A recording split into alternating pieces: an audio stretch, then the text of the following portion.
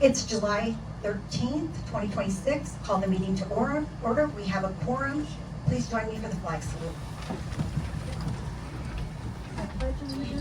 To the flag of the United States of America and to the republic for which it stands, one nation, under God, indivisible, with liberty and justice for all.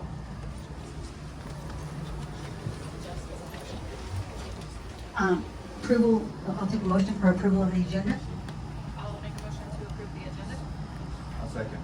All in favor? Point Aye. of order.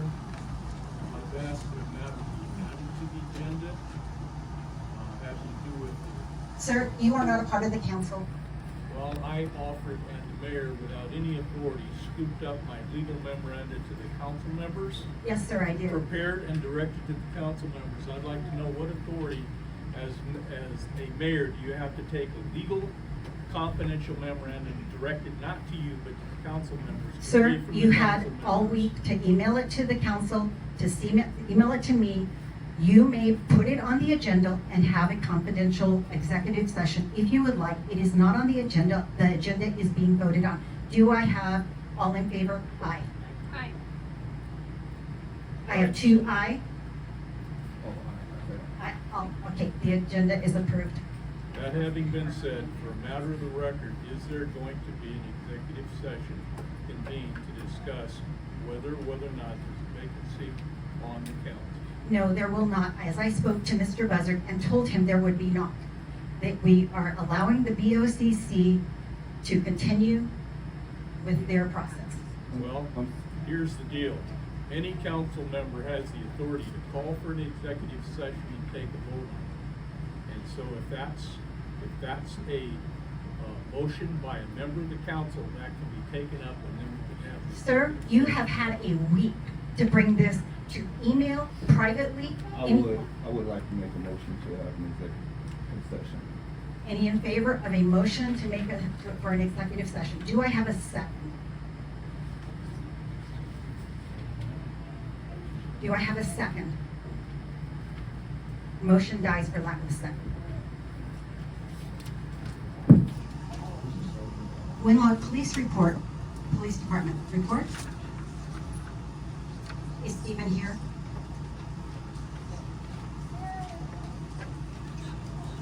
The police report is online. I think as a matter of expediency will allow you guys to read it online. It has the deposition and the calls.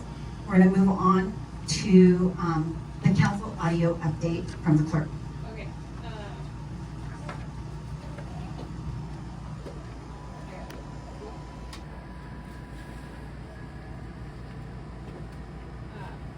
So as requested, we reached out.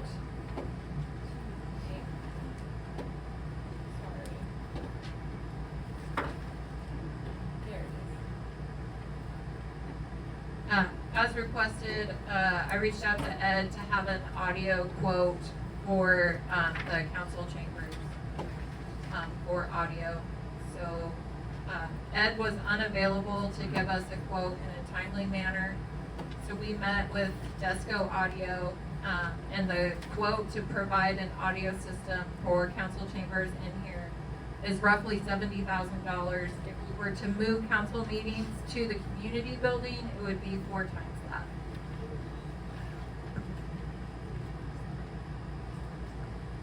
All right. STP was last weekend. I know everybody's tired from cooking and cleaning. Well, Rod, That's, no, it's just information. I don't, do we want it? We can make a, I didn't put it as an agenda item, because if Okay. we were gonna do it, we would need quotes from 2 other people. Thank you. it just was astounding. So, Rodney has received an outstanding award for his water sewer treatment plant last year. And so I believe many of you have that on your seat. Congratulations to Rodney.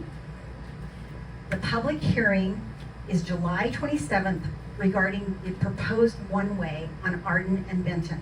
If this is of importance to you, please come to that public hearing and let us know how you feel about that. That has been the latest proposal to help that area.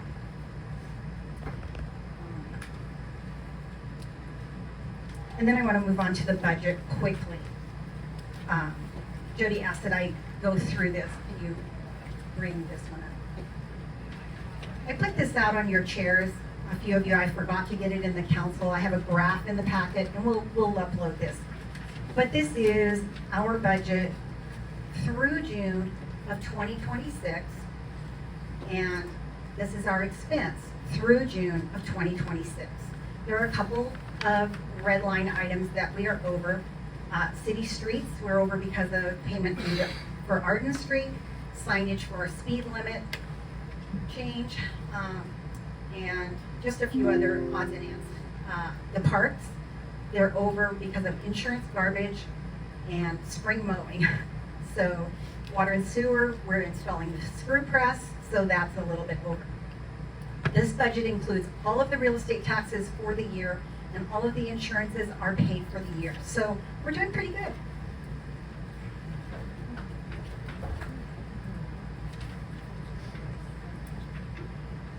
Now, I think Robert, did you have a committee report? Okay, we're gonna move on to public comment, and I've been asked to read a message from Tiana. Just bear with me for a second, please. No, Robert's here. Mayor, can I interrupt for a second? According to my wife, nobody on Zoom can hear this meeting.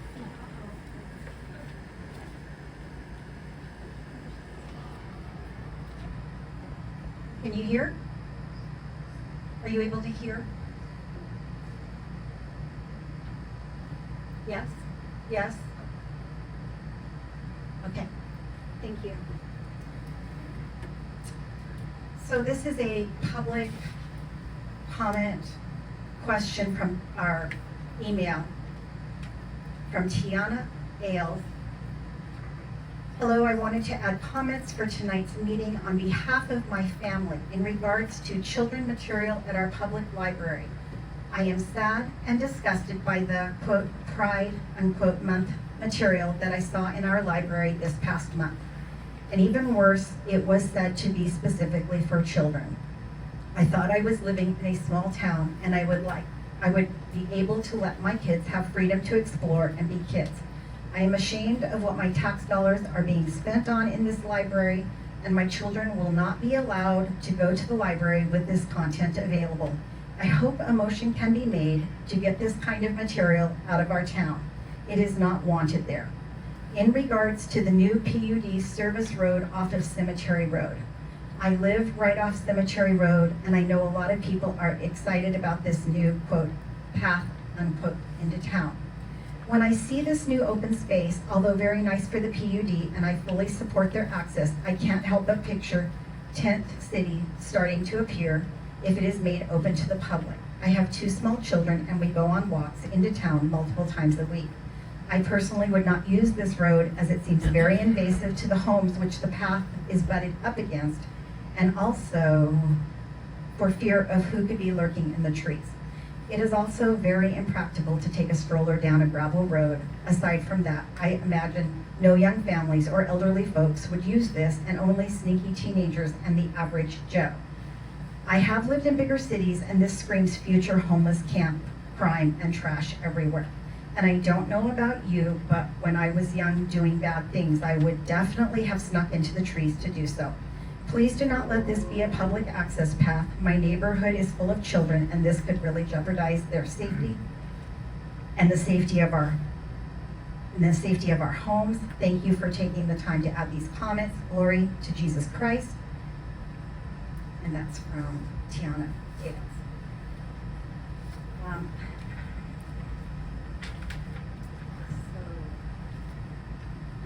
I may be going backwards here. Alexander Schmidt. Should I come up here? Yes. Okay. Would you like a microphone? Yes, please.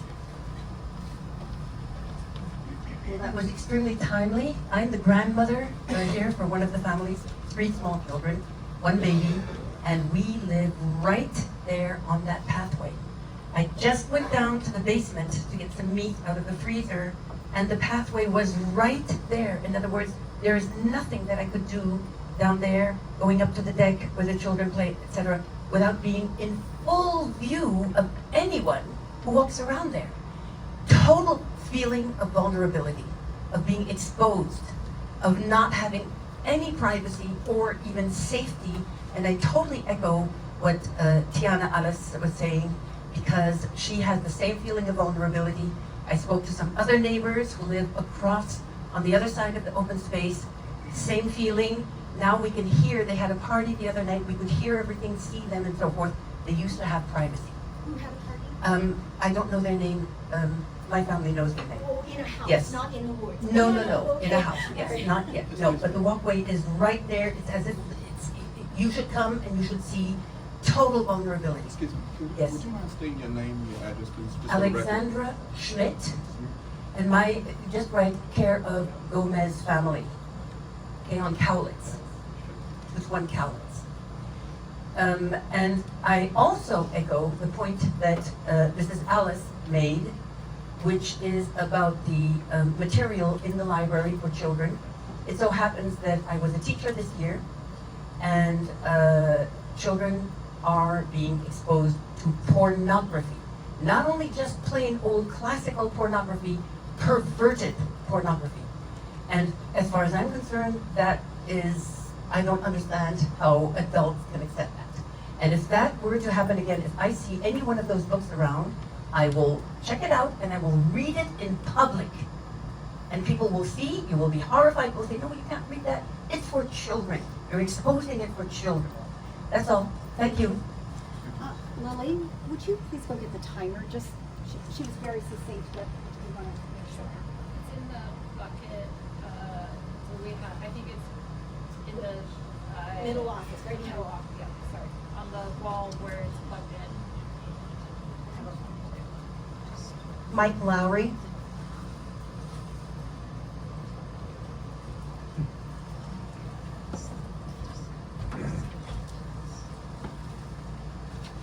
Hi, I'm Mike Lowry. I live here in Winlock. Would you like a mic? No. That would be bad for everybody. I had a thing written out and I had to redo it because I had a lot of words, American words, because this is America and we're allowed to have our opinions. But I'm going to do the easy stuff first. The one-ways. Do we need to do a traffic study? Because I recall by the high school, we were going to need to do one if we wanted a stop sign, and it was going to be $20,000, $30,000. We are following the advice of our attorney on that.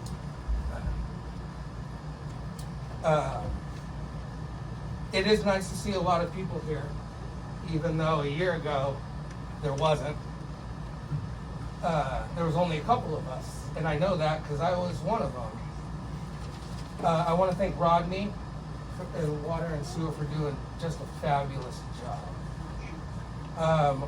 Another question I have is, because Jeremy's gone, who's taking his place on the budget committee? That's something that, until somebody else comes in. And then I'm going to get to my greatest point here, and that's, we all need to remember this is America, and it's our 250th. We're allowed to not like what other people do and other people say and what other people write, but that's what makes America great. And I don't agree with it. But I'm not going to stop other people from their opinions, whether or not I think they're absolute garbage. Because I don't agree with, I'm a religious person. I don't agree with some of the religions, but you don't see me out there going after them because I don't agree with that. This is America, and that's what makes America great, is the people that are fighting in wars right now, so that we can say what we need to say. And what we want to say, as long as we don't go past the point that we're not allowed to go. And if you're not, you can toe that line. I've towed that line many a times. But as long as you don't step over that line, Suck it up, buttercups. America. Thank you. Jody, would you mind being the keeper of the time? Thank you. Crystal Ullman.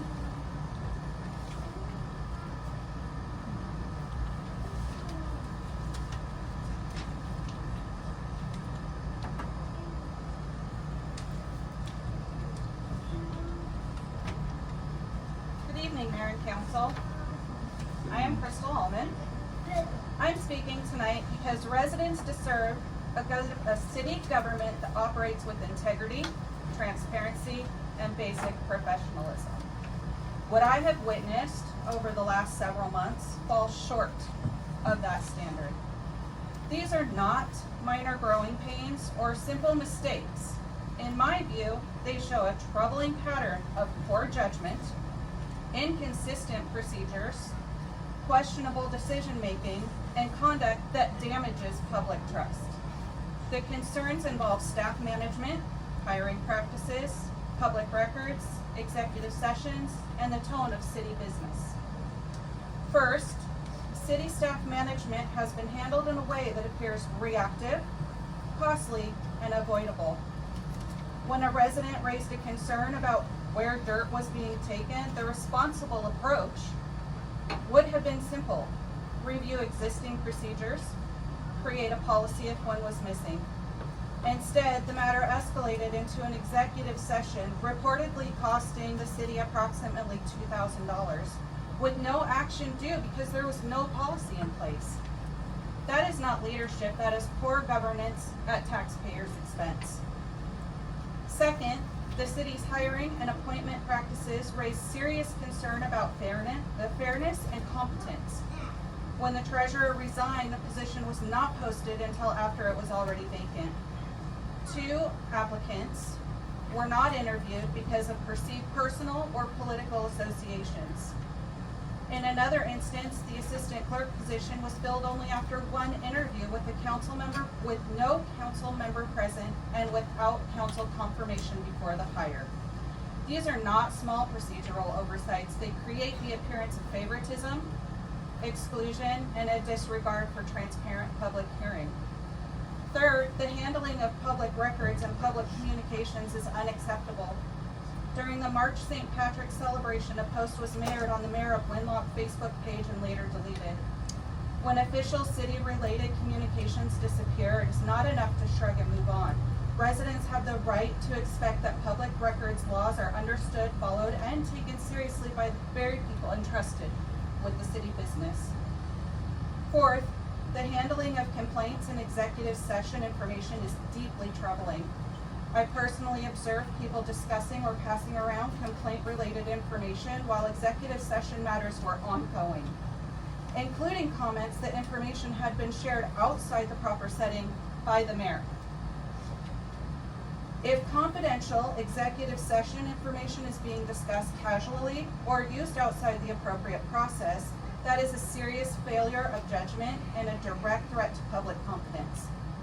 Finally, the tone of public discourse has crossed a line. After this matter escalated, pictures of my property were posted online, dragging the minors living in my home into a public dispute. This is not accountability, this is intimidation. No resident should have to fear personal targeting, public shaming, or the involvement of their family. Now we have the county commissioners involved in vacating a seat outside of their jurisdiction of 180 days. I'm asking this council to stop treating these issues as isolated incidents and address the pattern plainly. The city needs council participation where appropriate, stronger public records practices, clear expectations for executive session confidentiality, and enforceable standards for professional conduct during city business. This is not personal.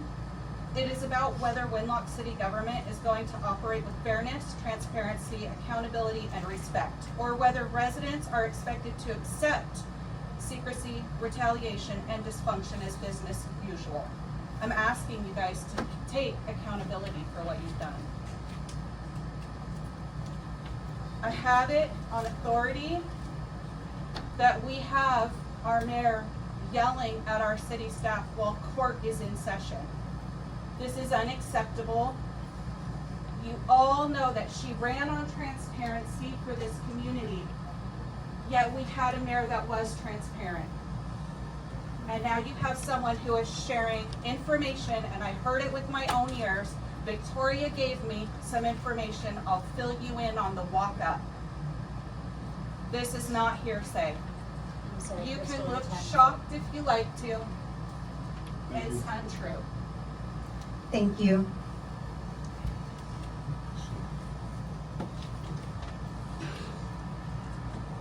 Alrighty, let's see. Evaristo Gomez. Now, Evaristo, you are on the agenda. I don't need to speak. No, you do not need to speak now because you're on the agenda, so that will be a different type than the public, 5-minute public comment, okay? Thank I'd for like the using. opportunity to speak in the public comment section since I've been silenced and Sir. not allowed to speak about the city matter. I want the opportunity to address. Sir, you have an opportunity to sign up. Are you, And in the past, you've allowed people to come and speak after everyone has signed up as spoken. yeah, and we're not So done you're- with that. We're so not you're done with that, so silencing please, somebody. no, this is not someone, this is the city attorney Yeah, I'm who aware. knows the processes. Who also asked for an amendment and you cut him short. This is very indicative on how this is going to run. Order here. Order my ass. I would like to do. Can we have the public comments first and then have him? No, we are not done. That's why I asked him not to. Okay? It wasn't because I can't have more public comments. Ron Killian.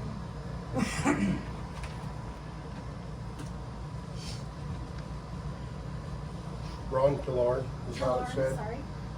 I'm one of the people that is affected by this walking path you want to put in that we are opposed to. We have, what? We don't have to have a walking path. We can Well, we can say are coming to try and give you our opinion. We Yes, sir. have petitions from people. I have already had problems with people on my property. I have them on camera, dates and times. We're already having issues with privacy. Last week on the 4th of July, an elder lady tried to walk down the hill that is unsafe. So we are asking that the path not be put in. Well, okay, so this is the crux of the matter. I'm going to show you. I wanted what is not there yet, but we don't have to do it. It was something I was asking PUD to do for the citizens. But what is there is open to the public. Now, people can't camp there. Why can't we put no trespassing signs on? And if you refuse to shut it down to the public, then do a daytime only? If you look right behind Mr. Gomez,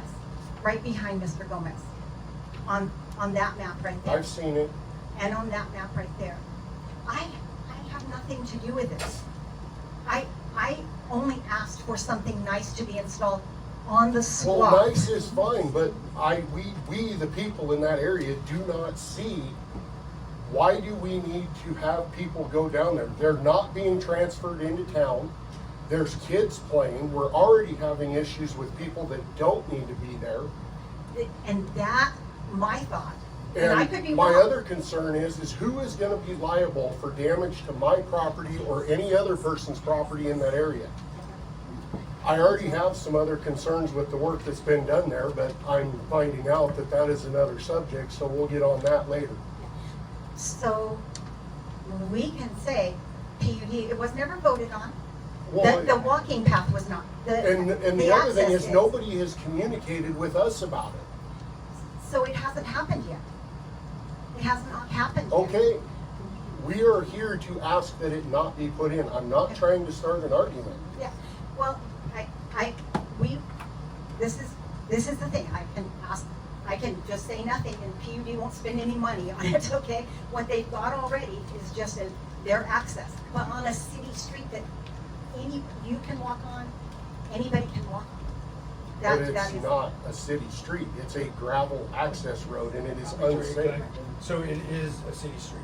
Canyon Loop is a city access, city public street. But what I'm saying is it is unsafe to travel on now. I understand what you're saying. I'm just saying it's city property. Let's put it that way. Whether it's improved or unimproved, it's city property. the whole area of Canyon. We have So, stormwater. We have quick storm- question.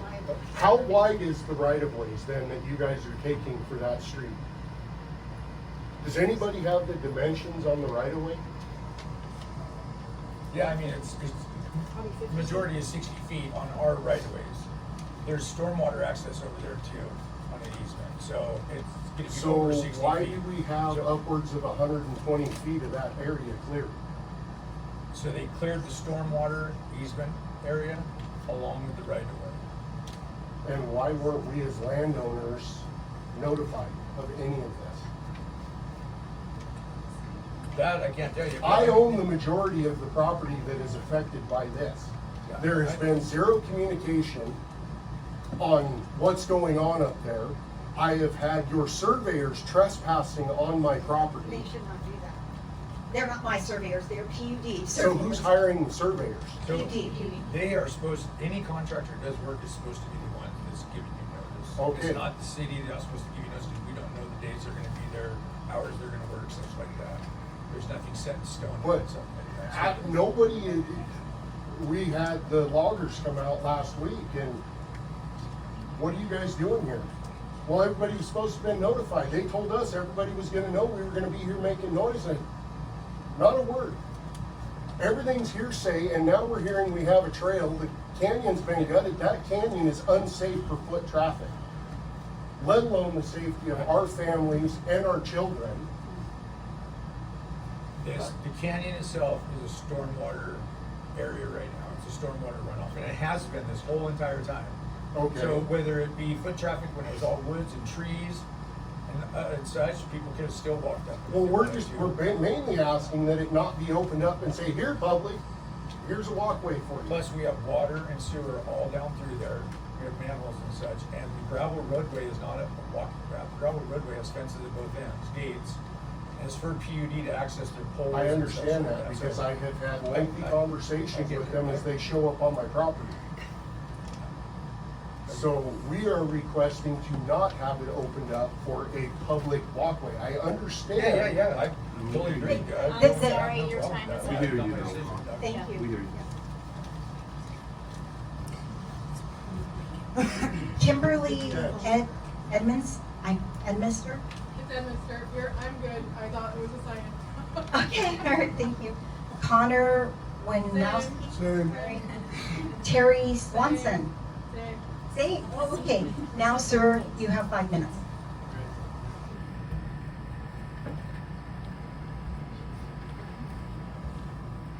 Dana, what is your last name? Williams. Dana Williams. Had that name since I first moved here in 1953. And we're now staying in the former site of the beer cooler in Safety. Can you possibly use the mic?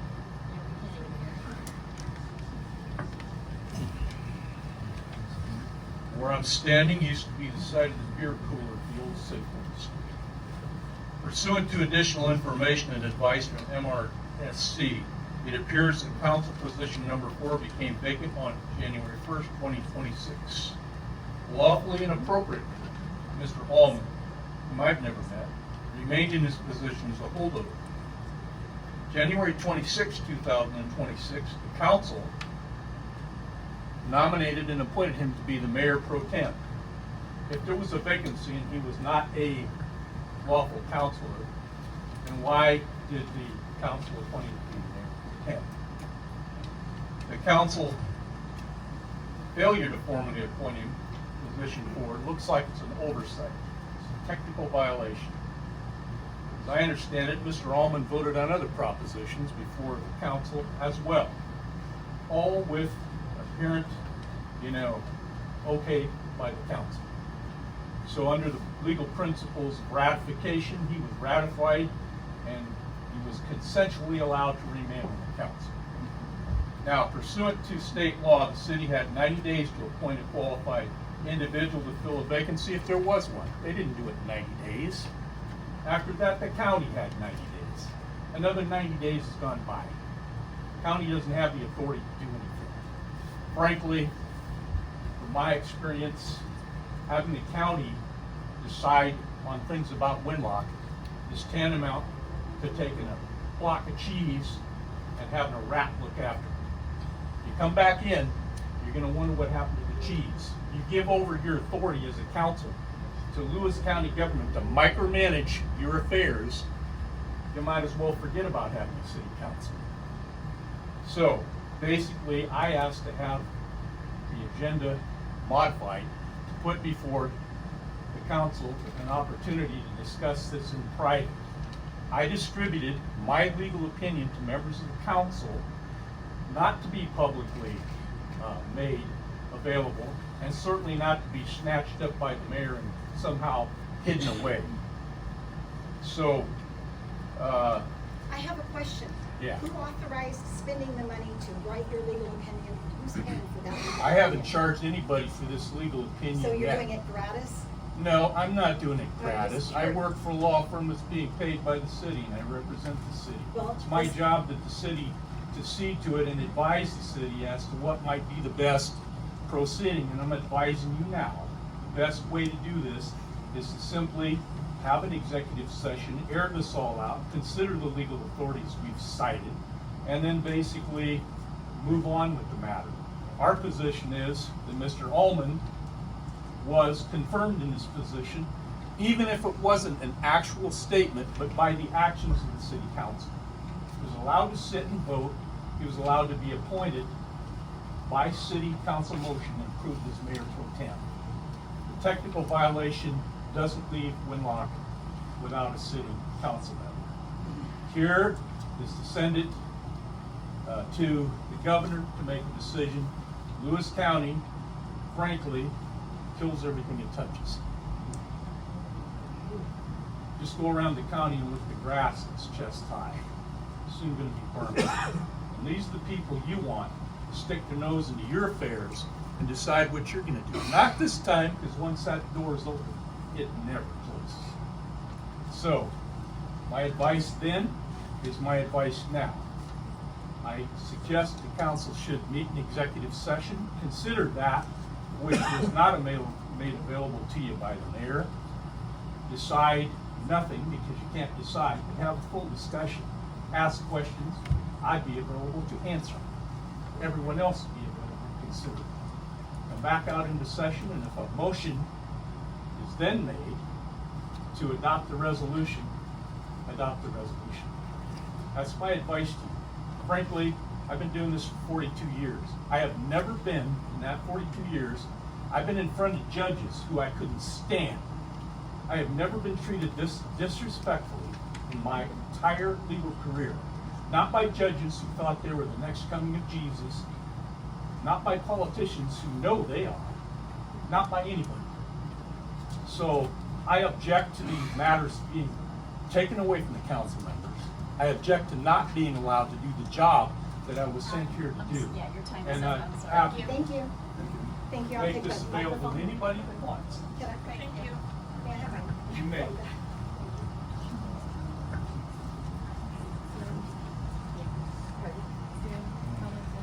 Are there any comments on Zoom? Would anybody like to make a comment? All right. Can I make a comment, Mayor? Yes. Yes, since we're freewheeling now. 5 minutes. Hi, my name is Lindsay, and I live here in Winlock. I also wanted to echo what Tiana said and everyone else about the walking path. I do think whoever came up with the idea, or it sounds like it was the mayor too, to add a nice walking path for this new neighborhood, it was a good idea. Just in practicality, it's not going to work. And so I just wanted to echo that. And I thought I heard you right when you said that you guys will be petitioning the governor now. No, that's a matter that would go before the council, Yes. should the resolution be, a motion be made to adopt the resolution. That's all formal council action. I simply gave a recommendation. So you're recommending that the council do that? Yes.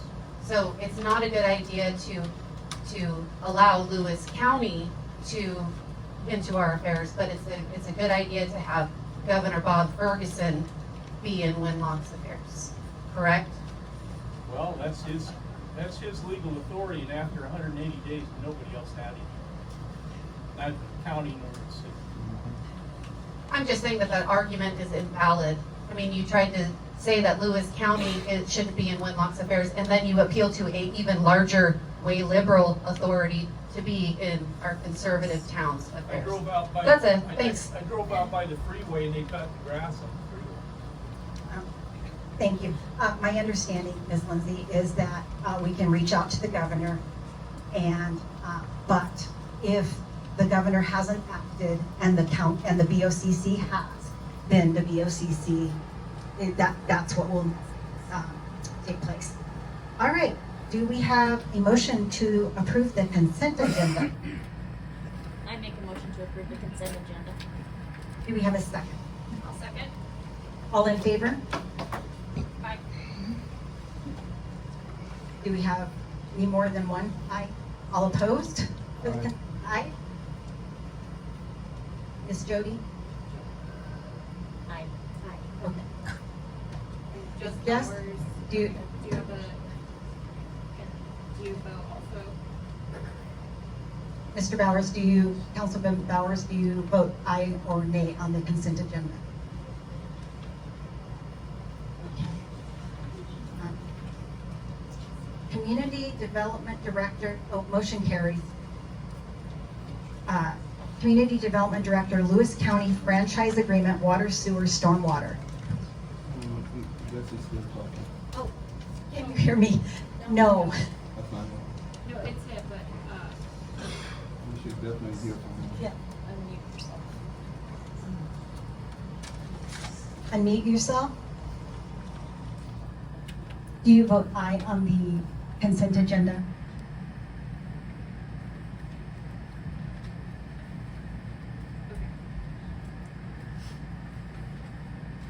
He said yes. Yes, okay, all right, thank you.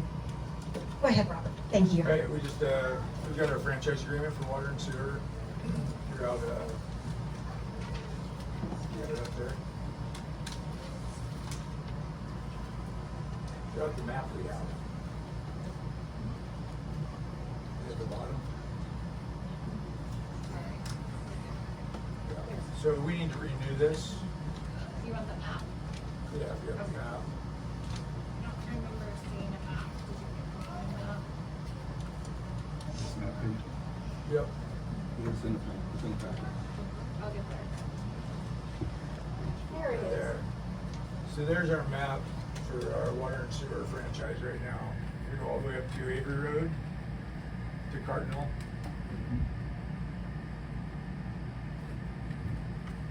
And we need to renew this right away.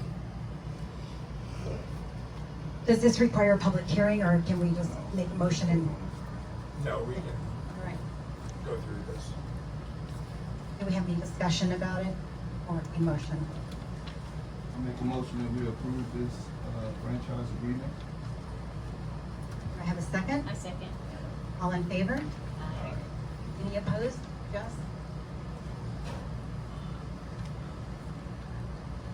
Mr. Bowers? Yes. Yes. It's the same agreement we had Okay. for the last 5 years, so I'll get it up to Pamela Hernandez. Can you hang around? We need to set a public hearing for the 6-year transportation improvement plan Yeah. adoption. Alright. We were supposed to have the public hearing by the 1st of July, but we, did not meet that deadline. So we just set it, we'll set it for the 10th. 10th of July? August. 10th of August. We can do it, We can do, it'll be a two-parter. Yeah, we public could hearing. do it the 27th. July 27th. Okay, but we can't do that one on 27th. Right, because we need another, 2 weeks after Yes. the 20th. Yep. After the planning commission. has to vote Okay. to give it to city. So we'll do that on the 27th. Public hearing. Yeah. Yes. Yeah. Thank you. Do I have a motion to approve that? Make a motion to approve, section, July, I'm sorry, July 27th. A second. All in favor? Aye. Gus? All right. Lewis County Lease Agreement, Piney Road, milepost .23.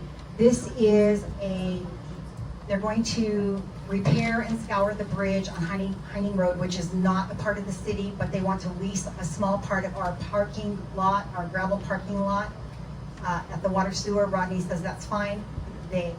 All of this documentation is their comps and requests and different things. And they're gonna pay us $1,000 to lease it for a couple of months.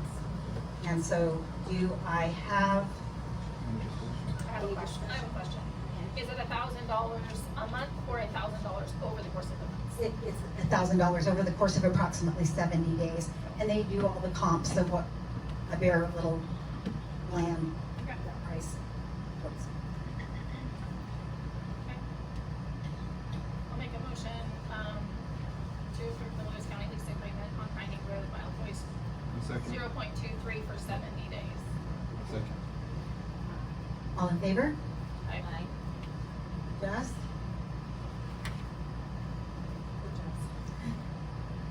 Yeah, okay. Any opposed? Nope. Motion carries.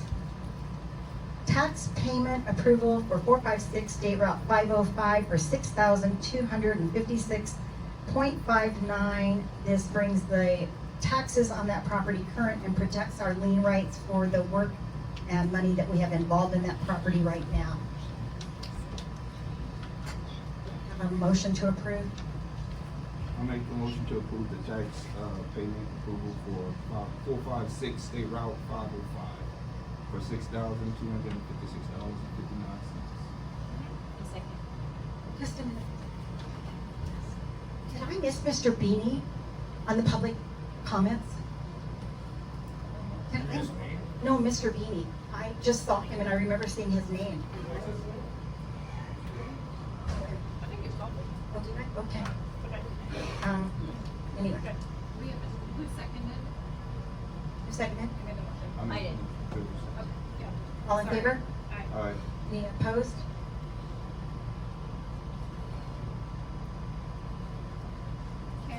Just? Yes.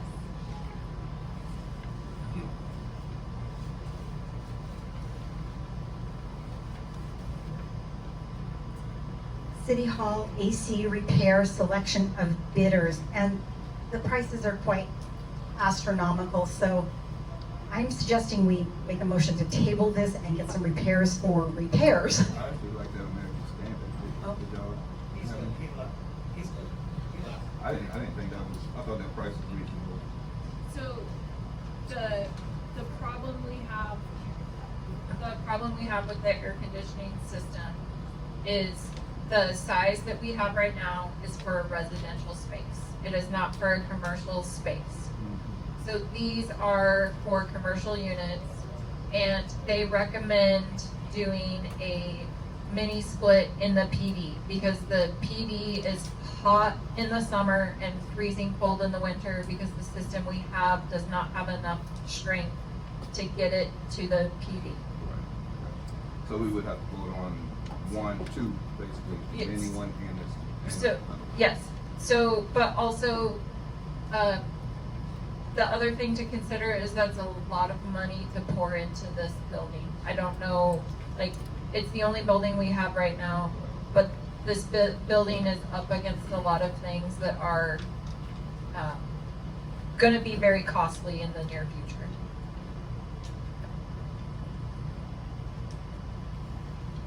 Is Jess able to type an answer? I know he was going to make some suggestions. Jess, are you able to?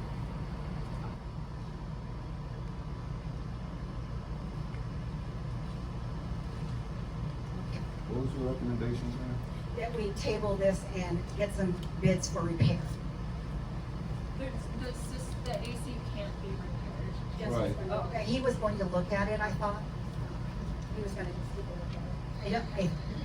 As much as it's sweltering in here, and we would like air conditioning, I'm just wondering if we can, I don't think we got any. We talked about already buying a system. Then we discussed this. We discussed getting the prices of what it would cost to get an entire system, and now we have that, and I think that what I'm hearing is maybe we don't want to replace, maybe we need to know what a repair would be versus a whole replacement, which I'm Well, I'd like to see what the repairs will be. Aren't those old systems, haven't they been up there for a while? Yeah, They've been- He said a couple are reasonable, toss the others, you can get by with the lease splits. So, And the price on the mini splits for, that was high. Yes, that was like 59. When they were here to give us a quote, I asked for, like, hey, we've actually wondered if a mini split would be cost effective. And because we would need 3 mini splits, like we would need a mini split in this room, a mini split in the main office, and then a mini split in the back to push the air in kind of like the dead space that we just use for filing and storage right now. That's where the cost would come from if we just went with mini splits. The other pinch point for mini splits that would decrease the longevity of the mini split is that you would need a pump to pump the water up through the roof and down into the building's drainage. And those are also the failure points for the mini splits. So overall, it might be, the cost of the mini splits might be there, but it's gonna have an increased cost in the long run. Right. But this American Standard heat pump is only 13,000. he's saying replacing the unit on the roof should be about 12,000. Right, 13, that's what, well, this bid was for 13, but a mini split, at least the bid that I have here was for like 60,000 for 2. And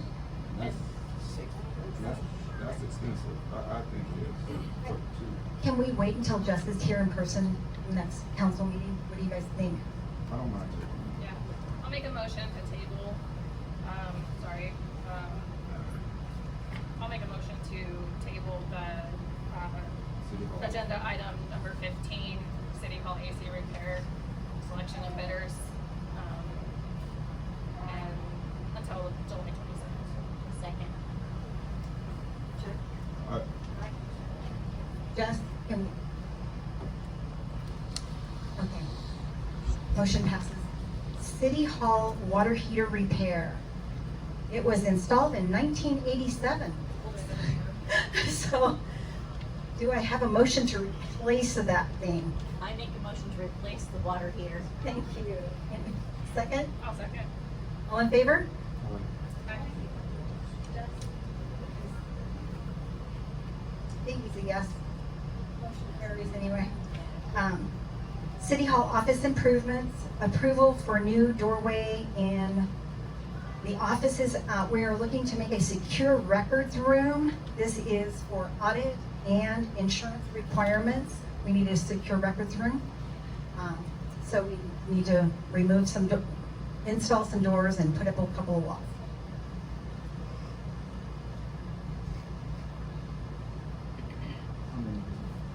Well, it's going to depend on how we lay them out. It's probably 3.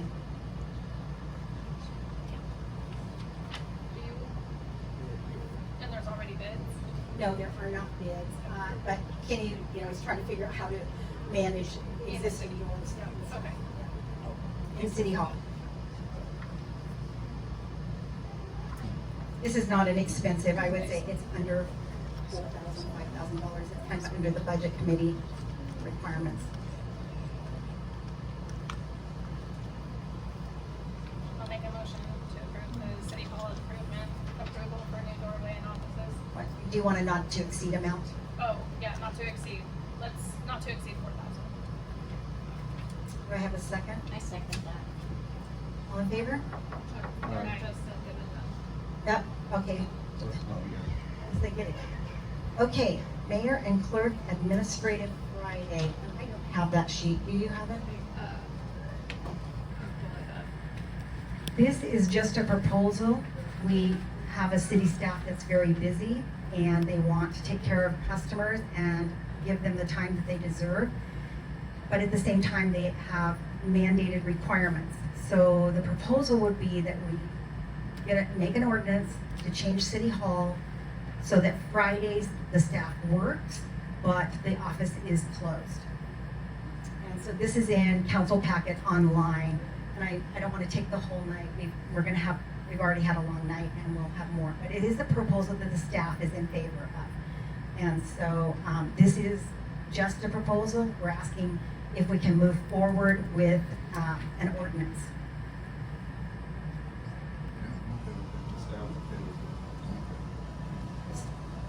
All right, do I have a motion? I make a motion that we move forward with the administration riding proposal. I second. All in favor? Okay. 3 in favor, see Jess, so motion carries. Water leak adjustment, Troy Green, 36, no? Chuck, or just, sorry, I'm sorry. Oh, Chuck Chuck, said Jess says abstain. abstain, okay. All right, water leak adjustment, Troy Green, 36.91. Rodney asked for this, if you would kindly approve it. I make a motion to approve the water leak adjustment for Troy Green. I second. All in favor? Aye. And motion carries. Mr. Pennington, Lewis County Fire District number 15, open house. I'm trying to speak up, I'm a little hoarse, but do I get a microphone? Thank you. Allergies have really got me, so. Appreciate the time to address the council and the mayor and all the good folks here. Commissioner Pennington with Winlock Fire Department. I've been here for a long time. I can't even remember how long. Been a long time, and Yes. I'm one of the original paramedics that came down in '81 to start the ALS program. And when I came to Winlock Ambulance was a volunteer agency separate from the fire department. Their response time at that time to the station was 6 to 8 minutes, 16 to 18 minutes to get to your house. Fire department responded 3 times a month. The ambulance responded 7 times a month. Why am I telling you this? Fast forward to today. We now have a staff of paid paramedics, paid EMTs, paid firefighters. We are at the station 24/7. We have some advanced availabilities to our service that you don't see elsewhere in the county. We put an ultrasound machine in our ambulance last year. At great cost, but it's a great service. We also have what's called an elevated platform, and Dana knows what that is. We're the only one south of Chehalis that has that. What is that? It's a great big ladder that goes way up in the air. Okay? We have been called as far down as South Cowlitz County to use that. We also have a swiftwater rescue team. Why would Winlock have a swiftwater rescue team? I have personally responded to 2 drownings in the Oldquaw Creek when it was flood stage. So, Saturday, we are having what's called an open house at the fire station. It's open to the public. I want to invite the city council members and all the good people here to come to the fire station. We are going to have a barbecue. We're going to have a junior firefighter challenge. The kids love this. It's kind of a miniature physical test for firemen. They get to pull hose and do all kinds of stuff.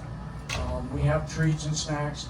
Be able to have the public come into the fire station, view the bays and everything else. We are also have information on a tax levy because we are proposing a levy. It's not a new levy. It's just replace one that's going to expire. I think the fire department's probably something public overlooks a lot because you call 911, you know they're going to show up. But I would invite you, come down. Know your firemen. And I say firemen because I'm old school.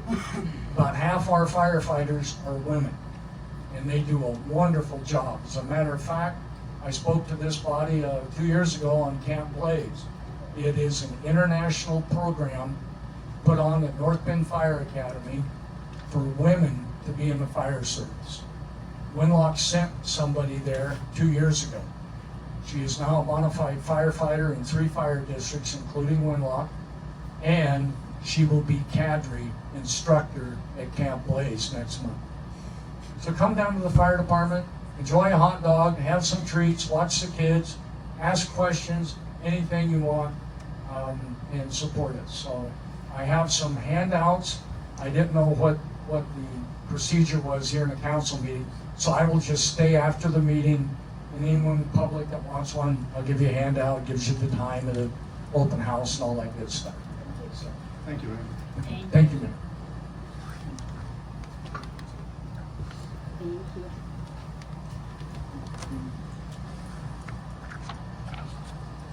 Evaristo Gomez. Now, Mr. Gomez?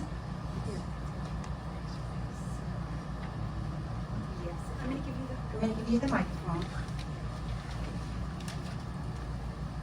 You also asked for a public records disclosure, and this is not it, but it is everything I have. The IT guys will go through and make sure there's nothing else. I wanted you to have it, okay? Thank you.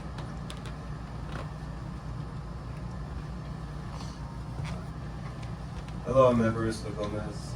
I live on 221 Southeast College Road. And first I want to thank all you guys for stepping up to be where you are right now and trying to serve us. As you heard from many people, we have quite a few concerns about Canyon Street, which is a utility road that was just improved and turned into a gravel road with gates at each end.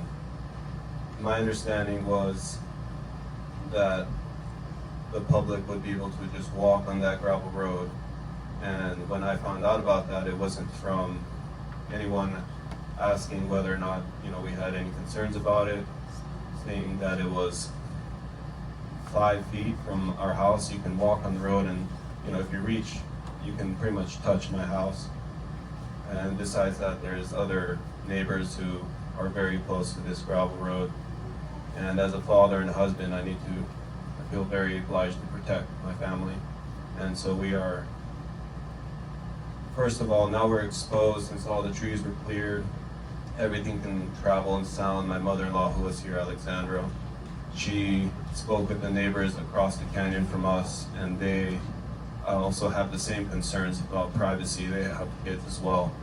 Well, they have one kid or something. But now that the whole thing has been cleared, you can literally just walk up the hill to their house. And so our concern is, having spoken with you, Ms. Mayor, some weeks ago, we never came to an agreement, and we didn't feel like we were really listened to. I do appreciate that you reached out and tried to solve my problem by telling me to cut down my trees to make my fence. I know, I make it sound bad, but that's how it sounded to me. It's like, so we need to know what Robert meant about it being just a road people can walk up and down, because as far as I can tell, the only people who ever used it before it was cleared was the city to check their water and things, and now that the PUD is going to access it to check their lines, what is preventing us from putting signs that say no trespassing if for some reason now it's just public access, like that corridor? I don't understand. It's always been public access. It's always been a public street. It's always been, whether it's improved in it, whether it's unimproved, or it's all developed out, it's still public property. That means anybody in the city can walk up and down it all day long if they wanted to, because it's public property. And any street in the city, if you look at the maps, there's lots of streets that have never been developed. It's not for saying that somebody comes in and wants to develop 5 acres. Say they just want to put one house on 5 acres. If they want to build that road, they have the right to build that road out that's already a public street that's unimproved. They have the right to build that street out to get access to their property. And whether it comes by your house or not, I mean, that's why everybody's supposed to go, your title company, when you buy a house, they are supposed to do you due justice along with your realtor to show you where your corners are, what private and public property is, and such like that. They're supposed to do that for you. I mean, it's a shame that they don't, because we find out now that, half of them don't do that. They don't do their job, they just sell you something.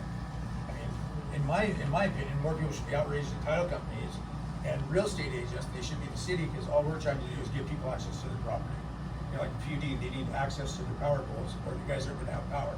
Eventually, our power lines right now are so old that just like Pat Obermeyer told me when we were out there working on that Hawks Road. He goes, we have to get this substation done, or you see those lines right there? And I was like, yeah, he goes, you're gonna see those all on fire here one of these days. They're that old. He says, we have to get new transmission lines down here. We got to power up Winlock in the south end of Lewis County that hasn't had anything done to it for 60, 70 years. It's been overlooked, literally. For the last 50 years, nobody's ever looked to the south to look at Winlock or Vader.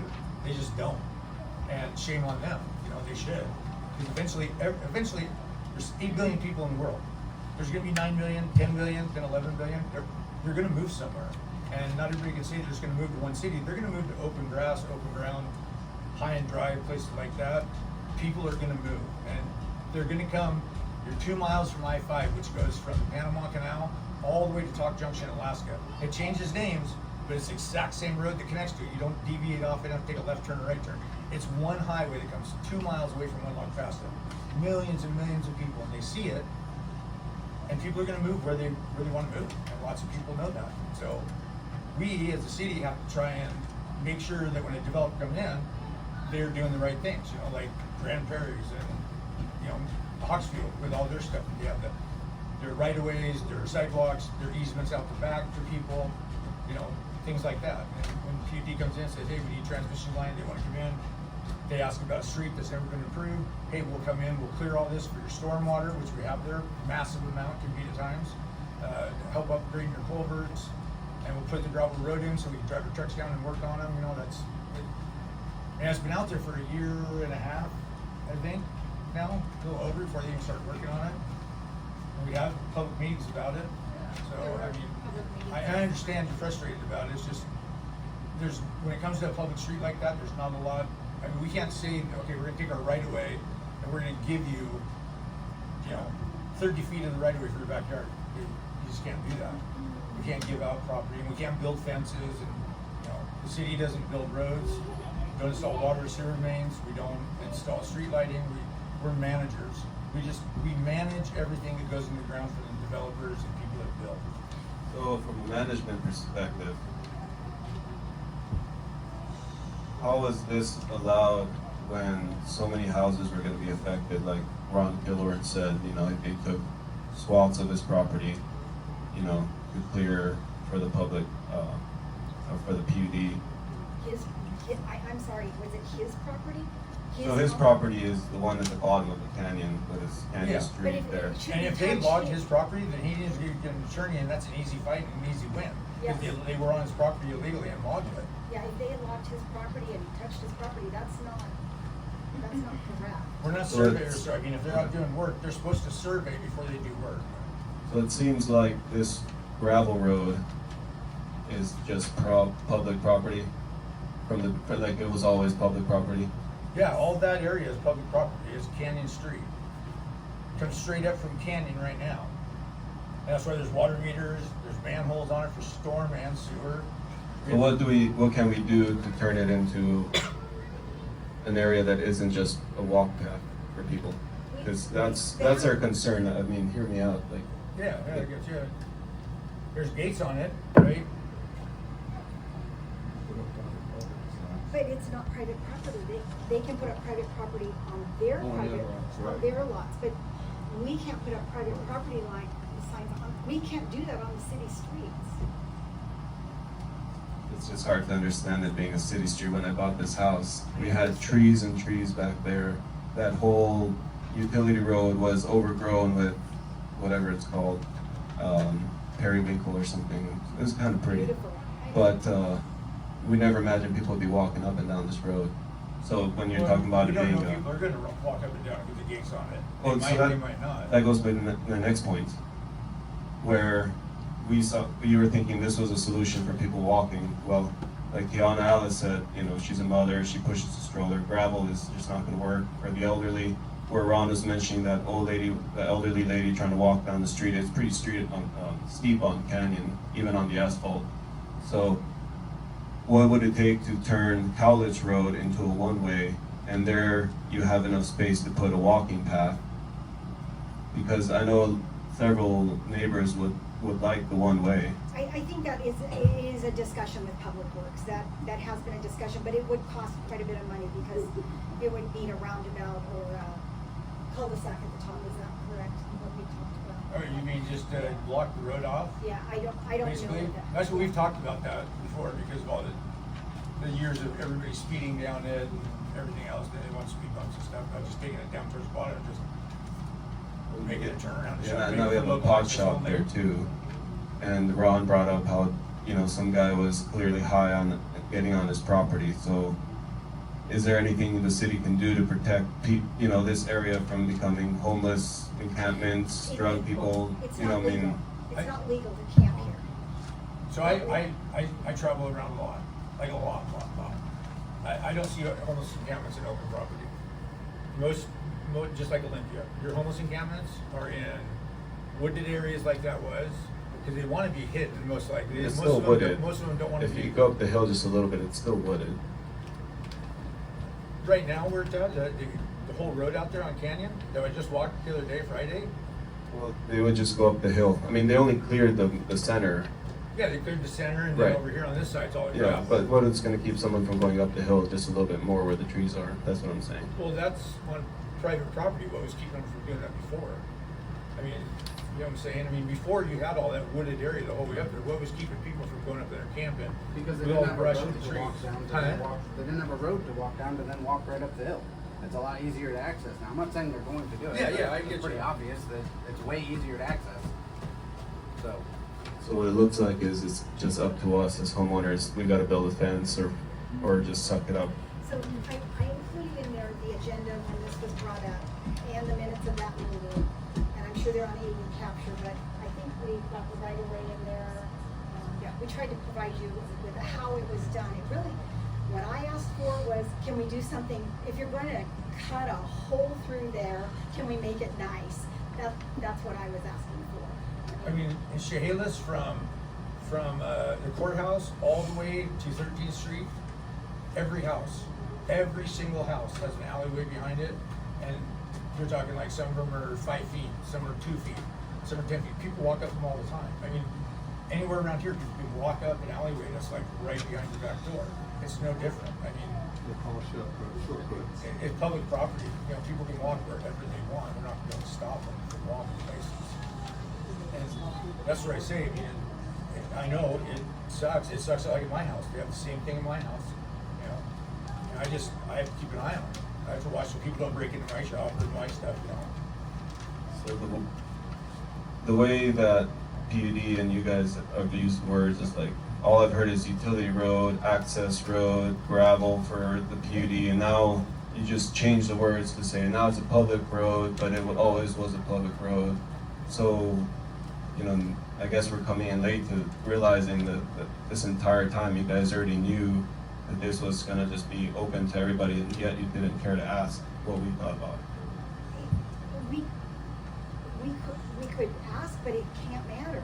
This is one of those things. It's like, we could ask all the businesses out here if PUD came down and said, we're gonna do something on this with our easement.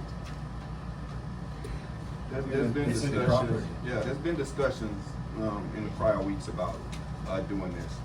The road isn't just for public walkways, it's for the utility lines. You understand that much? Okay, so when the road is put in, people are gonna find a reason to walk it. It's not that we're trying to open it up to the public. That's just what people do. So I understand your safety concerns, but as a city, we also have concerns for our citizens. And so we need to get power, then we just find, you know, the most easiest way to get that power to them. Not trying to interfere with our citizens or, you know, invade on your land, but in the prior weeks, we would have entertained the discussion from the citizens at that time. Now that the road is put in, you know, you want to argue it. There's really not much we can do now. He did try before the road was put in, but the decision was made last year. The decision was made back in October of last year. Yeah. And that's probably before you moved here. Was it? I've been here 4.5 years. But there was, I was here only because I heard of all of the PUD cutting down all the trees on cemetery. I wasn't in favor of that either. I mean, they're gone. But I didn't know about Canyon when I came to the October meeting about the PUD. So you guys can't help us in any way to maybe by improving the College Road, making something better so that this back way isn't appealing to most people. I want to be able to call the policeman if someone's back there smoking weed Yes. and, They you can know, run doing back all there. kinds of things. We have sex offenders in Winlock. I don't want them walking behind my house. No. And so what you were talking about it being a public road, it's like, well, I'm gonna call them, they're like, well, it's a public road, they can walk there. So if you see somebody, you call the police department and they have to go back there and chase them out if they're smoking, doing what they shouldn't be doing. It's not just where they drive. I do empathize. My whole line of my whole property was all woods and now it's all houses right up against me. But they've all been kind neighbors, but it's, I understand your concern too, as the city continues to grow, there's gonna be roads, and there's gonna be pathways put in that some people may object to. And that's understandable with the growing city. But I do hear your concerns, and I'm sure we're gonna discuss it more. If there's anything that can be done, we will look into it for sure. Yeah, my wife was gonna speak, but the main point she was gonna bring up was, since this was gonna happen, there could have been, perhaps in the plans, some type of survey or speaking with the residents, or even having already putting a fence on the public property or whatever it is, or because the PD pretty much purchased that to use it, right? They pay you guys money to use that area. So why couldn't we put in the plans to put a fence in the first place? That's another reason why we're also kind of upset. I'm sorry to take up so much time, but I can call them and ask them. I can ask them. I would be willing to do that. That's something I can ask. I don't know that they'll do it, but I can ask them. thank you for your time and answering my questions. Thank you. No, it's not.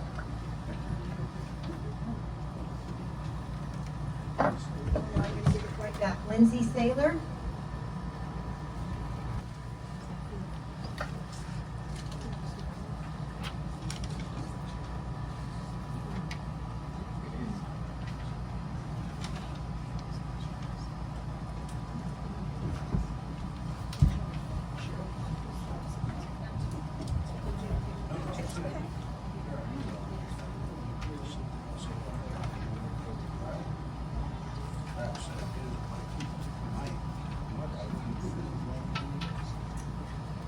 Hello, Council. My name is Lindsay, and I live in Winlock. First, I would like to acknowledge Mrs. Allman, who is sitting right here. I swapped sides, Oh, sorry. you did? Who I think knew who me and my husband were when we walked in. I didn't know who you were, and you kindly offered your seat so I could sit with my husband, and I appreciate that. I look like a bully, but I'm not. You don't look like a bully either. So on June 11th, the City of Winlock held an executive session to review complaints against an officer or city employee. The RCW that outlines executive sessions also provides a provision for the accused to make it a public meeting. The accused in this case, Councilmember Jeremy Allman, chose to keep the public out of this meeting. He has also not made any public comment regarding his use of public resources, hasn't returned any of my emails I have sent asking for clarification regarding this, has ignored the public when asked at another city council meeting, and thus in doing so has left the public to assume he did in fact break the law. And in no small part, he has sown discord and scandal among the city residents by not being transparent about this issue. It has been stated by a few local people who work in the construction industry that perhaps he saved us some money for not having to pay for disposal. It would be great if Jeremy could confirm that and not leave the public to guess. He could have put all of this to rest by simply making a statement. On its face, it looks like unethical behavior to me, so I look into it a little bit more and I find this. RCW 42.23.070 Code of Ethics for Municipal Officers. 1. No municipal officer may use his or her position to secure special privileges or exemptions for himself. And number 2, he also may not accept improper gifts, compensations, or rewards connected with his official duties. Article 7 of the Washington State Constitution, Article 8, Section 7, gift of public funds, states that, quote, cities may not give of public money or property to private individuals except in limited circumstances such as necessary to support the poor or infirm, unquote. Councilmember Jeremy Allman has used this language in the past on the record, quote, gift of public funds, seemingly identifying that he was at least familiar with this portion of our state constitution. If I were to call the Public Works Superintendent, Kenny Simpson, today and ask if he can deliver me 10 dump truck loads of dirt and use 3 city dump trucks to do it at no cost to me, would he say yes? Has the total cost to the city been calculated for this misuse of public resources? I keep hearing, and there seems to be a lot of pointing out that this was fill dirt, that it was filled with cement and it was rubbish and nobody wants it and it might cost the city resources. I have not heard anything about the fuel that was used, the city employees' wages during that time while city resources, garbage or not, was delivered to a sitting city council member. Has the council member Jeremy Allman been asked to pay the city back for the costs the city incurred while using city resources not available to the public? I did confirm that with Stormy a couple days after this came to light. Is there a list where I can get on as a citizen of Winlock to have whatever resources might be in surplus in the city delivered to my home? And she said no, that no list exists. Was the matter even reviewed to determine whether any criminal status, including RCW 42.20.100, which is official misconduct, should be applied here? Was our chief of police informed of this, and did he investigate? I don't ask because I necessarily want any charges to be filed against Councilmember Jeremy Allman. I ask because it is very much has a tone of good for me but not for thee, and it is absolutely in contrast to how our government is supposed to work. What's good for the goose is good for the gander. The email received from the city clerk bulleted the mayor's plan to move forward. It specifically said, quote, no disciplinary action was taken against any member or staff, unquote. And quote, since there is not currently policy in place preventing this incident, Mayor Marenson is focusing on preventing this type of thing from taking place in the future. I can appreciate that, but what about the Washington State Constitution and the state statutes as I stated above? I am very much confused as to why no disciplinary action was taken and would appreciate this council to explain to the public their reasoning in light of the laws stated above and your own Association of Washington Cities handbook, which states in Appendix 11, titled, naturally, Keeping Out of Trouble. Quote, public officers have the duty of serving the public with undivided loyalty, uninfluenced by any private interest or motive. Care must be taken not to violate this duty of trust, either in appearance or in fact. The behavior of public officers is often scrutinized by the public and is the subject of a profusion of laws. The statutory provisions and common law doctrines that public officials should be familiar with include conflict of interest, appearance of fairness, public records disclosure, financial disclosure. I will end with this beautiful piece of legislation, RCW 42.30.010, the Legislative Declaration to the Open Public Meetings Act, which states, the public of the state do not yield their sovereignty to the agencies which serve them. The public in delegating authority do not give their public servants the right to decide what is good for the people to know and what is not good for them to know. The people insist on remaining informed and informing the people's public servants of their views so that they may retain control over the instruments they have created. The Declaration to the Public Records Act is similarly written, leading me to believe that the spirit of these declarations is to be as open as possible to the very people that you serve. The Public Records Construction states, quote, this chapter shall be liberally construed and its exemptions narrowly construed to promote this public policy and to ensure that the public interest will be fully protected. In the event of conflict between these provisions of this chapter and any other act, the provisions of this chapter shall govern, unquote. We are the very people who have put you in this seat and placed a tremendous amount of trust in you.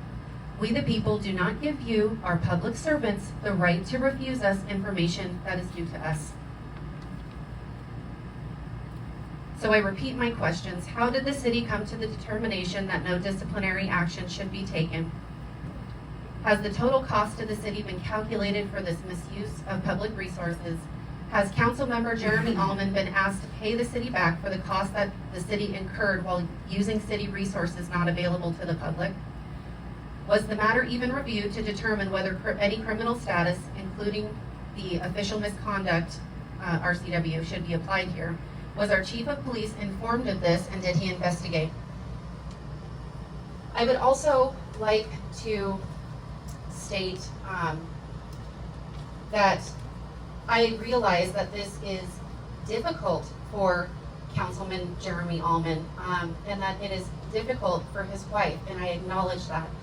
I heard a lot of what Mrs. Allman say is that this body owes transparency to another council member, and maybe that is true, but this board owes the people in this room transparency above all.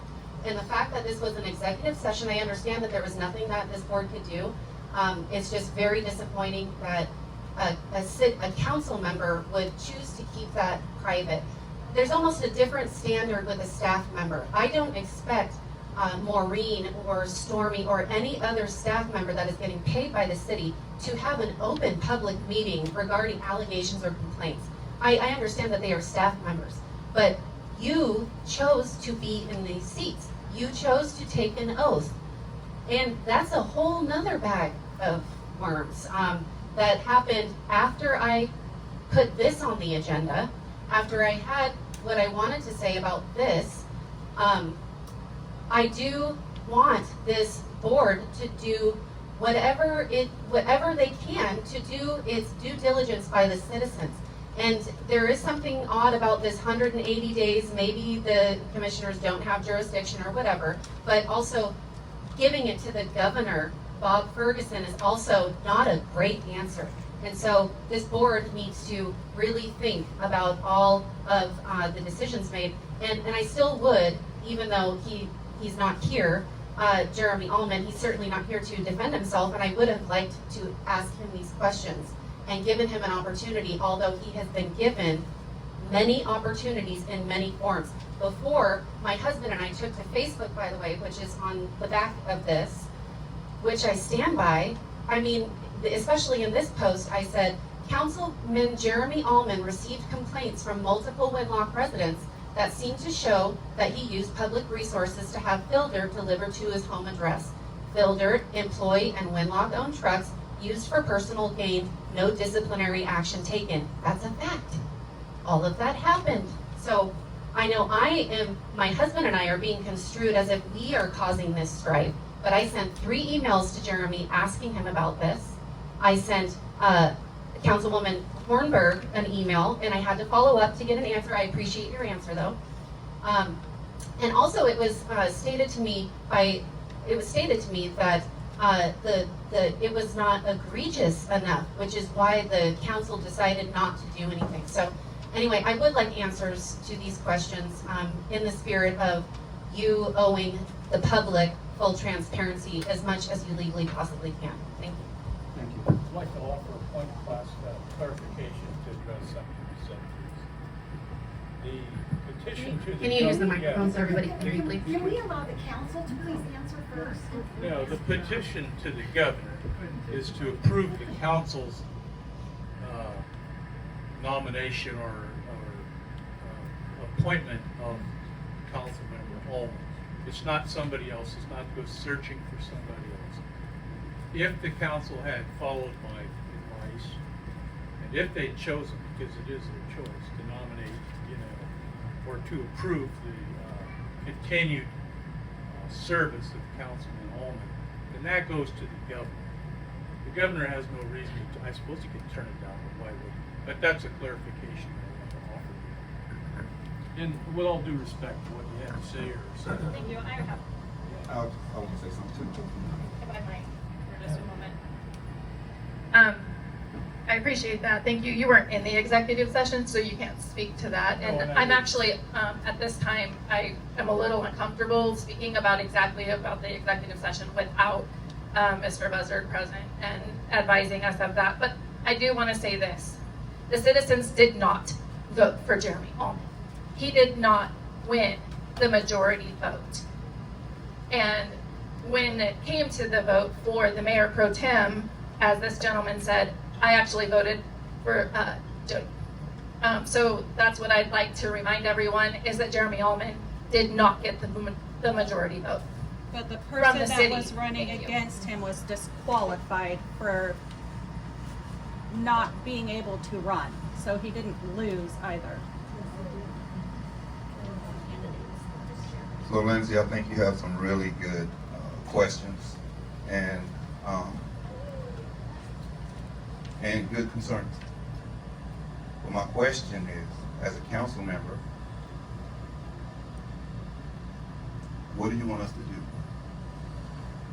Because what we can't do is give you some of these answers to these questions that you're asking. For one, Jeremy Allman, as you can see, is no longer on our council at this time. So these questions that you're asking should be directed to him. And two, in the executive session, and I know you know this, that's something we cannot discuss. We did come to a conclusion, but again, that is something we can't discuss. So I know you feel that the council can answer some of these questions, but we cannot. And I just want to let you know that.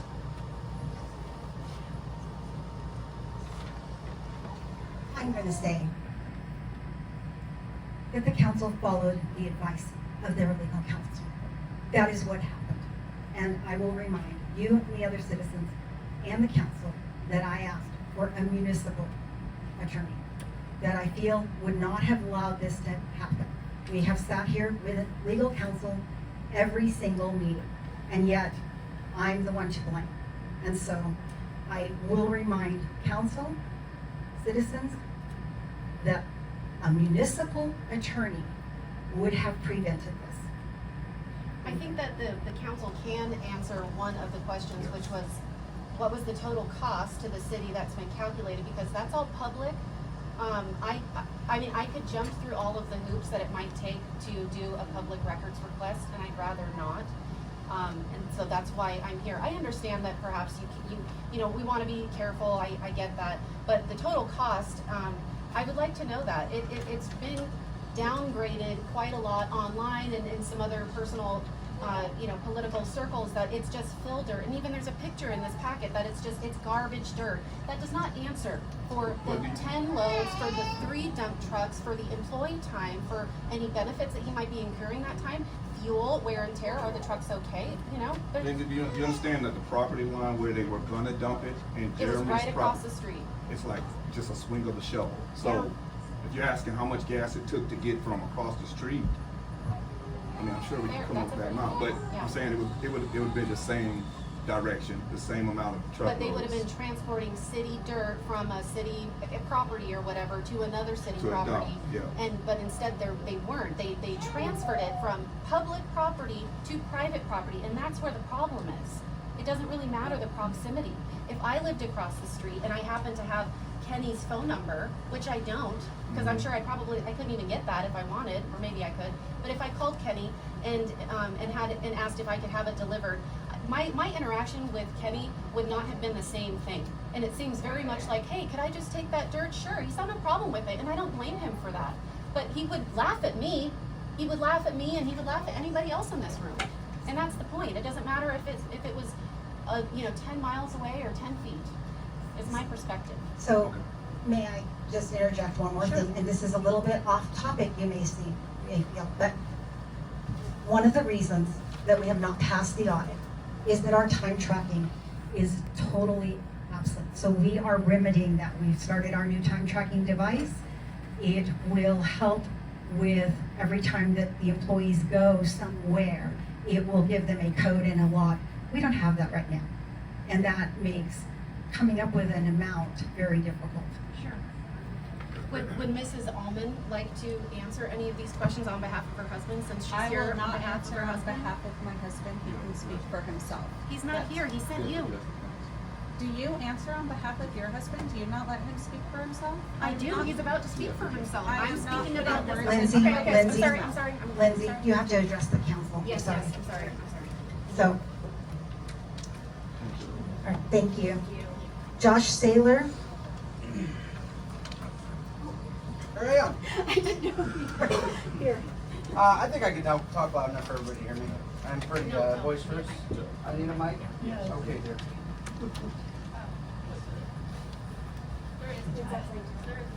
Thank you, sir.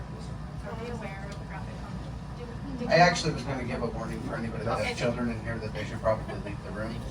That's the problem right there. But I'll let John finish. Go ahead. I'll let you before I say anything. Good evening, Mayor Marinson and council members. Thank you for your time tonight. I prepared some remarks just to make sure I don't forget anything. First, I'd like to be clear, this presentation is not about hate for any individual person or even group of people. It is about protecting our children from sexually explicit and ideologically driven materials that have been placed on open display at the Winlock Library for any child to walk past and pick up. These books were not hidden in the bag. They were displayed on the main kiosk at children's eye level when walking in the door and fully accessible to elementary and middle school kids. I would really like you to keep that in mind as I go forward and we look at some of this material. Yeah. Everybody has kids out of the room? Looks like it. We can move on to the first book. I did the introductory slide. Thank you, Maureen. The first book is If You're a Kid Like Gavin. I'd like you to keep carefully in mind that this, by the publisher, is advertised as for children from 4 to 8 years old. And this isn't something we just come up with our own. This is the publisher's recommendation page. First, we can slide down, and we'll just take a look at all the slides, and then I'll explain what I have to say. I guess it's a little harder to read than I thought, so these look fairly innocuous, so I'll just begin with what the book is about. This book tells little children that they can choose to be a boy or a girl. It presents the idea that rejecting this choice is wrong. It even seems to imply it is wrong when children are not given other choices, such as their race. Concerned adults, including a teacher worried about a girl using the boys' bathroom, are portrayed as gossips and villains. This seems rather inappropriate to me to cast the people who we put in the care of our children as villains. The author claims they are being silenced, which is on the next slide. Probably still can't read it, unfortunately. Would you like a copy? No, I know what it says. I've memorized it. Thank you. This bottom blue slide, if you read it carefully, the author says that they are fighting against being silenced, while also talking about appearing on local and national news, which doesn't seem to rationally make any sense to me. The book then goes on to set up a straw man of the opposing position. It's in the next set of slides. If you look on the right slide, it said, who wants to live their life without having to fight for something as basic as using the bathroom? Nobody on any side of this argument is saying that someone should not be allowed to use a bathroom. That's not the argument. Again, I would like to reiterate, this is for ages 4 to 8 years old. Someone like me, everybody in this room, we can read this and think about this critically and understand the different sides of the arguments. A 4 to 8 year old is not going to be able to do that. Next slide, an insert in the back of this book, if you read it carefully. If you try presenting yourself as something other than your birth, assigned at gender, and it makes you feel euphoric, that's just as valid of a reason to transition as escaping dysphoria. This is a quote from the person to the right of the quote. Her name is Laura Kate Dale. It's a man presenting as a woman. This is describing something called autogynephilia. I did not make this up. It's a psychological phenomenon of a male's propensity to be sexually aroused by the thought or image of himself as a woman, appearing as a woman in front of others. Think about that. We are telling 4-year-olds they can choose their sex while framing parents and teachers who push back as the problem. When a little boy says he's a ninja, we don't hand him a sword. Why are we doing the opposite here, especially when the consequences of this can be so much worse? We can move on to the second book. That's all right. I was looking for what you were reading. Thank you.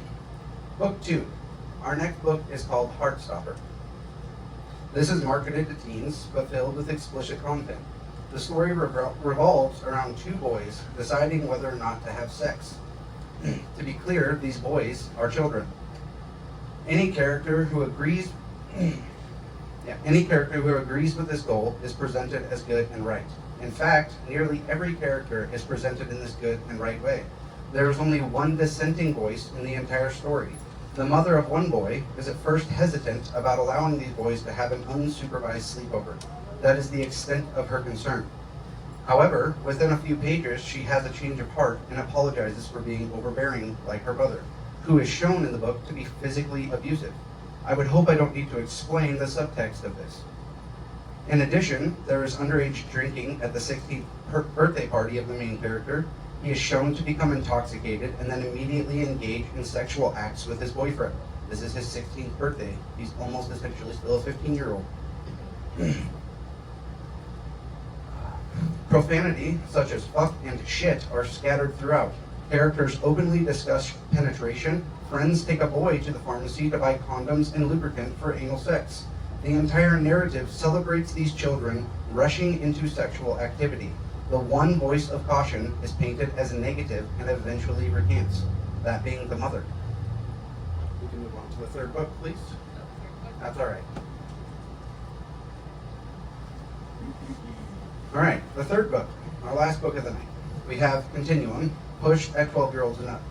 The book begins by setting up a false dichotomy. We can go to the next slide and you'll be able to see it. It may be hard to read, but by setting up a false dichotomy, either you desire to be empathetic or you are ignorant and don't care to learn. The author then begins her autobiography. At the time of writing, she is 21 years old. She goes on to say she was a young girl who is somewhat uncomfortable with her body as she enters into puberty. This is a very common feeling for many young people, myself included. I went through a phase experiencing this. However, after exposure to trans ideology online, she describes it as diversifying her timeline with queer and disabled voices. She decides to identify as genderqueer. She then begs her parents to send her off to college early at 16 so that she can stop, quote, living under a rock in her hometown. When she arrives, she is then surrounded by the, quote, queer community, as she describes it. In her own words, it is through this exposure that she comes to realize that she suffers from gender dysphoria and desires a, quote, flat chest. She, at the age of only 17, which is clearly depicted on the front of the book, has her breasts successfully removed in a double mastectomy. That's what those scars are in that picture that is circled. Not the age most known for making good life decisions. I don't know if you all remember being 17. I do, and I was an idiot. Like the previous book we discussed, any dissenting voices to this path are presented as backwards, ignorant, or unsympathetic. This is the reality of what social contagion looks like. Young girls, especially those struggling with the changes that accompany puberty, are uniquely vulnerable. We all recognize this pattern when a young girl suffers with an eating disorder such as anorexia. That is a clear situation in which a child's mental view of themselves does not comport with reality, and yet we don't urge those girls to continue to starve themselves. Yet this book celebrates this girl mutilating her body as empowerment. I have a 14-year-old daughter. This distresses me. I feel bad for the parents whose children are experiencing this. Forcing or convincing them that this is the right path is monstrous. It's gross. I feel bad for the parents, but I don't want this in my community. I doubt many of the other people here want this in their community. This is not what's right for the well-being of our children and our community as a whole. We can go to the next few slides. Oh, I forgot to mention, this image is depicted in the book. This is a very obviously pornographic image where you can see the author's illustration of her vagina with her mastectomy scars splayed open. It was almost the first page that I flipped to when I opened the book without even trying. This was on display for a child to walk into our library at their eye level to be drawn to and pick up and view. So, we can move on. I don't want to look at that anymore. No, please. Yes, I think everybody gets the point, I hope. If this will play, I would love to watch it. I have to scan it. I have to print it out and scan Okay, it. it's okay. I'll explain what it is. It's Mr. Rogers, who we all know and love. The humble, wonderful man we all watched on TV when we were young. Hopefully we have good memories of. He's talking about how a boy is born a boy and stays a boy. A girl is born a girl and stays a girl. Being kind and loving as Mr. Rogers always was. But today he would be labeled as a bigot and hateful. Do any of us really think that label appropriately applies to Mr. Rogers? Now we can go to the last slide. Finally, I'm sure that each of you saw, hopefully, that I had multiple questions at the end of this presentation. I had intended to seek an answer to each of them this evening, but since I turned in this presentation, I have reconsidered and decided to let you mostly off the hook.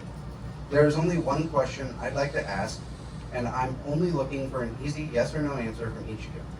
Do you think this material is appropriate for children?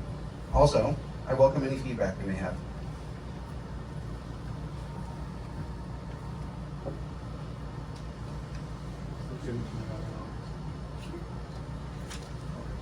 Josh, first I want to say thank you.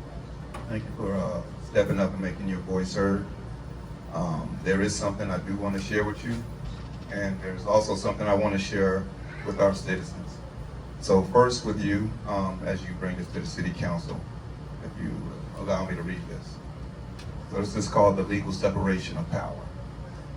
Under Washington State Law, RCW 2712, once a City Council establishes a public library, all operations and policy decisions belong to an independent library board of trustees. The council's role is limited. Our power is limited to appointing the board members and approving the library's overall budget. So that's our only power. We have no power as far as telling them what books or displays they can put into their library. The only person that can do that is the trustee that's been appointed. I just wanted to point that out to you. Can I respond to that? No, I'm not gonna. Go ahead if you're not done. If you want to respond to that, that's Okay. something. Just for everybody else in here. I appreciate you sharing that, and I actually didn't come here with any intention of asking the council to do anything other than to answer that question, because I would like to know what my local representatives think about this being available to children. That's all I care about right now. I guess that'll be my next meeting. Okay. So, as a councilman, I felt like I should address the citizens, at least on my behalf. So I wrote something, and hopefully this will answer your question. So I'm writing this to address the issue of today's agenda because I care deeply about the community and the well-being of our children. I believe our libraries should be places that encourage learning, imagination, and age-appropriate education for children. Parents trust that the material displayed in children's sections are suitable for their children's stage of development and reflect the innocence of childhood. My concern is not with any individual or group of people. Every member of our community deserves to be treated with dignity, respect, and kindness. Rather, my concern is about the appropriateness of introducing young children to topics involving sexuality or gender identity through children's displays, programs, or feature reading material. We don't have books on how to build a bomb or books on how to be a bully. These are some things that kids learn on their own. This is not about excluding or disrespecting anyone or any place. Every individual and business deserve kindness and equal treatment. Instead, it is about recognizing that parents should have the primary role in deciding when and how their children are introduced to complex topics related to sexuality and gender identity. By keeping children's spaces centered on age-appropriate content and allowing parents to guide these conversations at home, we can support both family choice and a welcoming library for everyone. As a councilman and a man of faith, I will take a stand with the families here in Winlock when our kids are being targeted and or exploited for someone else's gain. I do believe that there is an appropriate age and time for such material to be discussed. First, by the parents of the kids and not by an outside entity. We need to remember that kids are our future and consider what kind of future we are paving for them when we put the ball in their court at such an unaccountable age. I believe the voice of parents should be heard louder than that of a display of a library. So our kids will know that we care about them and their decision. So I urge the parents here in Winlock, if you have a problem, to speak up and be heard. Thank you, sir. Appreciate that. It's a hard one to follow. But I and all the council members received an email. And I'm going to read you the email, and then I'm going to read you what I wrote back. Hello, Mayor Marenson and members of the Winlock City Council. I am reaching out in advance of Monday's City Council meeting to provide information about Timberland Regional Library's collection development policies and our commitment to uphold the American Library Association Library Bill of Rights and Freedom to Read statement. As a public library, Timberland does not remove or restrict materials or exclude them from displays based on personal beliefs or disagreements with the viewpoints or topics they contain. Our collection includes materials representing a wide range of experiences, perspectives, and age-appropriate interests. I would also add that parents and caregivers have different expectations about what is appropriate for their own children. We encourage families to make reading choices that align with their own values. While I'm aware that some materials in the Winlock Library may have been characterized as harmful or inappropriate by some individuals, part of our duty is to provide materials and information representing all points of view on current and historical issues. Public libraries are explicitly committed to intellectual freedom and the freedom of access to information. We have a special obligation to ensure the free flow of information and ideas for present and future generations. The freedom to read, learn, and to access information are among the cornerstones of a healthy society, and they deserve thoughtful protection. For your reference, I'm including the links to TRL's collection guidelines and our collection of materials policy and the American Library Association's Freedom to Read statement. Respectfully, Devin Bergeron, Regional Manager, South Louis, Winlock and Salt from Timberland Libraries. I emailed back, good morning, Devin. Thank you for reaching out. I do have a couple of questions. When you state below that Timberland does not remove or restrict materials or exclude them from displays, does Timberland Regional Library direct or suggest displays or promotion? Or is that solely at the discretion of the local library? I did not hear back. She did not answer her phone today. This is a whole pamphlet of reading materials similar to what we got that I forgot to mention in my presentation. Now, whether or not you agree with this type of material, the reason I bring this up is you can see how extensive and well put together this is. It's a pretty well put together pamphlet. It's impressive, really. My wife, for 3 straight months, went to our public library and asked for guidance on finding children's classics. There was nothing like this. The librarian couldn't even think of a single title. If you ask me about children's classic, I come up with 5 off the top of my head. The frustration with the library, and again, I understand this is, again, I'm not asking you guys to do anything. I understand you don't have the power at the moment. But why are we allowing an institution that can put together this kind of reading material that is not beneficial for your growth and development and education, but we can't do children's classics? Like, you can't recommend Frankenstein or Huckleberry Finn or Tom Sawyer or any other classic in that nature, you know? I'm a little nervous, so I'm on the spot. I can't think of as many, but even that, I thought of 3, you know? And the librarian, the person who gets paid to think of books all day, can't tell my wife 1 or 2 books that's a children's classic that our daughter can read. It's really aggravating to hear an answer like that and to try to temper myself and not be frustrated when my oldest daughter can walk in and see material that might convince her that she's a boy. Sorry. Well, just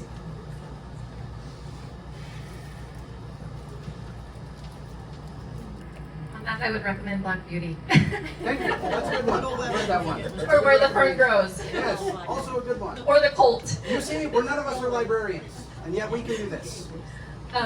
I appreciate you adding this to the agenda. I did do a little bit of research over the weekend. Unfortunately, it was over the weekend. I called Devin multiple times today, and she did not answer. I was a little confused because we did receive the email over the weekend. But I called bookstores, and I didn't say who I was. I just said, I have a list of books, and I'm curious if you have them. So I used the books on the agenda, and I asked them if they had them. And they did, except for one, and they asked me if I'd like them to get them, and I said not this time, because that wasn't my purpose. I then also looked up some adult erotica books, and I asked if they had those as well, because I would consider that these are very explicit. I agree. I did ask the bookstores where the children's books would be and where the adult books would be. This concern is vast. The children's books are on the floor with those age groups. Mm-hmm. The adult books are actually not on the floor. You have to go ask for them. Yes. So I did do what I could. I do intend to have a conversation with Devin. I think that they should be treated the same as the adult books. I think that if a youth is old enough to pick up their phone and do research, walk into a public library and ask for a specific book that's not on display, that is what the library would be for, or any bookstore, whether I agree with it or not. That seems reasonable to me. I'm not saying we need to throw everything out of the library. So that is going to be the conversation that I have is with that, and I'm asking if that for you, because you were the one who presented that, if this would be a reasonable solution to the citizens. Yeah, it does. I appreciate you coming with a solution, because I didn't come tonight even looking for a solution. I just wanted to know the opinions of my representatives. So, yeah, that sounds reasonable. I want to think about it before I give a 100% answer.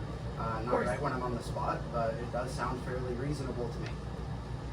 Bearing in mind, we don't have any control. True. We It would can be a only ask what recommendation. I citizens- understand. It sounds like if we want something done about it, we need to talk to the library manager. Which is almost impossible, because you can't even find an email online for the manager of the library over here. This specific manager. My wife had to get an email from the manager before she could I think we respond. have it. There you go. Thanks. Thank you.